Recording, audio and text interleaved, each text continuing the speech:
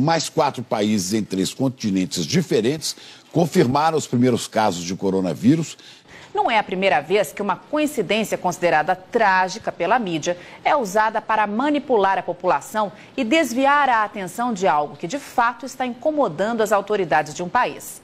Já vimos essa história antes. Desde a virada do ano, a gente vem alertando para que você analisasse com cautela o ocorrido em 2019 e aprendesse a lição, pois não demoraria muito para a China vir com nova jogada para derrubar os preços dos alimentos no mundo, aos moldes do que fez com a peste suína. Coronavírus. O número de casos suspeitos deu um salto aqui no Brasil depois que o Ministério da Saúde adotou uma nova metodologia. O que o governo chinês está fazendo é, mais uma vez, usar de uma doença para manobrar a população de acordo com seus interesses. E o mundo financeiro está se aproveitando de maneira ágil da oportunidade para fazer dinheiro, jogando álcool numa fogueira que já está em chamas. Na visão da estrategista, o dia que surgir uma doença que realmente tenha risco gigantesco à população, ela não será colocada na prateleira como estão fazendo com o coronavírus. Será escondida a 7 chaves pelo maior tempo possível, até que os donos do poder encontrem uma fórmula para anular os seus efeitos. O número de casos suspeitos, que era de 252, pulou para 433. A história nos mostra que todas as vezes que uma situação semelhante aconteceu na China, o país vivia uma crise no abastecimento de alimento, exatamente como está acontecendo agora. E em nenhuma delas o crescimento econômico foi afetado. Talvez você não saiba, mas a China vem tentando de todas as formas controlar a inflação, depois que ela disparou junto com os preços das carnes e do óleo de soja, que enfrentam escassez histórica. E os efeitos de um aumento súbito de demanda seriam desastrosos para o governo, que já enfrenta sérios problemas de administração.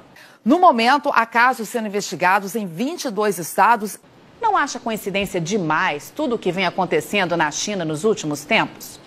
Quando briga com os Estados Unidos e isola um dos seus maiores e únicos fornecedores de soja, eis que surge a peste suína para matar parte do rebanho e reduzir o consumo de farelo. Quando tenta controlar a inflação, eis que surge um surto de uma gripe terrível, a ponto de forçar o governo a suspender as comemorações do Ano Novo Lunar e pedir que a população fique em casa, exatamente numa época do ano em que o consumo de comida mais cresce no país. 162 casos. Tem gente enchendo o bolso de dinheiro, não só com a queda nos preços das commodities e companhias, mas também com as oportunidades de compra que essas baixas vão gerar. Para você ter uma ideia, com apenas 2 ondas especulativas, a primeira com a morte do líder iraniano e a segunda agora com o coronavírus, o petróleo perdeu 20% do valor. Ano de 2004 e a China anunciava ao mundo um surto de gripe aviária, nome dado à doença causada por uma variedade do vírus influenza, H5N1, hospedado por aves, mas que pode infectar diversos mamíferos. A doença evoluiu, virou pandemia e infectou pessoas em vários países da Ásia. E como agora, todos íamos morrer, lembra? Pois dá só uma olhada no que isso causou na economia da China. Nada. O PIB chinês, que tinha aumentado 8% em 2003, cresceu 9,1% em 2004 e continuou subindo nos 3 anos seguintes, até chegar na impressionante marca de 11,9% em 2007. Ano de 2009 e a China anuncia novo surto, agora da gripe suína, também uma variante do vírus influenza, que passa a gripe para todos nós. Puxe pela memória e você vai se lembrar dos jornais, da televisão, da internet, tomados de cenas de hospital, gente envelopada em máscaras e um aviso velado no ar. Cuidado, pois todos vamos morrer. E o que aconteceu com a economia da China? Nada. Como está claro nesse gráfico, o crescimento do PIB, que em 2008 foi de 9% ao ano, acelerou ainda mais e registrou taxa de 9,1% em 2009. Dando nova estilingada um ano depois, em 2010, quando voltou a ultrapassar 10% ao ano. Passaram-se 8 anos e vem nova peste para assolar o mundo, a peste suína africana. O mais interessante nesse caso é que a tal doença chegou na China matando suínos e reduzindo o consumo de farelo, justamente no momento em que o país achou de peitar Donald Trump e perder um de seus únicos fornecedores de soja, os Estados Unidos. Que baita coincidência, minha Nossa Senhora. Nunca vi nada semelhante. Sabe o que isso gerou de prejuízos ao crescimento econômico da China? Nada. Veja que a China repetiu em 2018 e em 2019 a mesma taxa de crescimento anual de 2017, de 6,9%.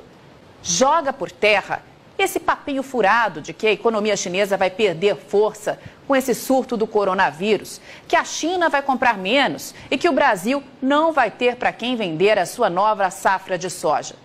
Para com isso.